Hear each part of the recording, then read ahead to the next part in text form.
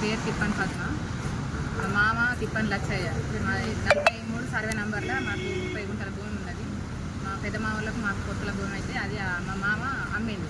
మా మామను వాళ్ళిద్దరు వాళ్ళకి చదువు రాదేమన్నారు. మా మామ మాట పెద్దతున్న మా మామ అమ్మిండు. 10 లక్షలకు మాట్లాడుకున్నారు.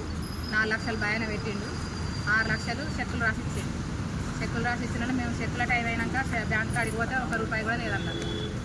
ఇట్లా లేవంటారు కదా చెక్కులు సరే మరి చెక్కులు పట్టుకరా పోరి అని చెక్కులు పట్టుకరా రమ్మన్నాడు. ఇంకోసారి చూడూరి కొంచెం టైం పడుతుంది అని అన్నాడు. సరే అని ఊకున్నాం.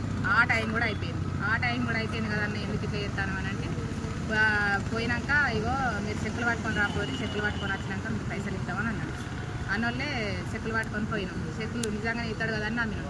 ఆ చెక్కులు తీసుకున్నాడు చింత పారేసిండు.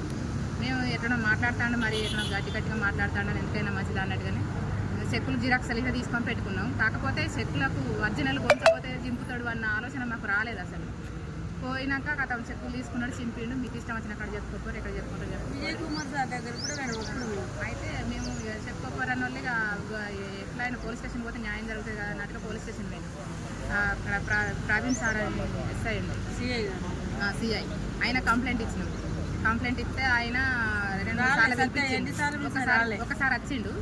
ఒకసారి వచ్చినాక ఇట్లా మాట్లాడితే ఇగో మీరు లొల్లులు పెట్టుకుంటారమ్మా, ఇక్కడ కాదు ఇది, మీ సివిల్ కోర్టులో తెలుసుకోపోరి అని ఆయన అన్నోళ్ళు ఇక మాకు అంత స్తోమత లేకుండా మేము వదిలేసినాం.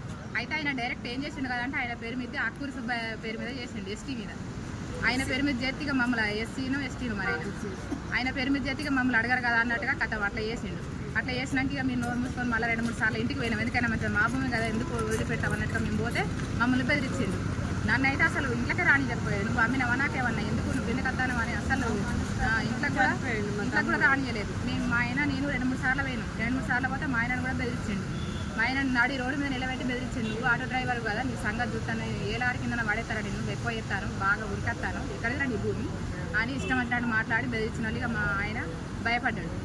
భయపడి కథ అక్కడనే మనస్తాపంతో ఆయన తండ్రి కొడుకులు లోళ్ళు పెట్టుకున్నాడు. ఎప్పటికీ వాళ్ళిద్దరికి ఇంట్లో పడకపోడు.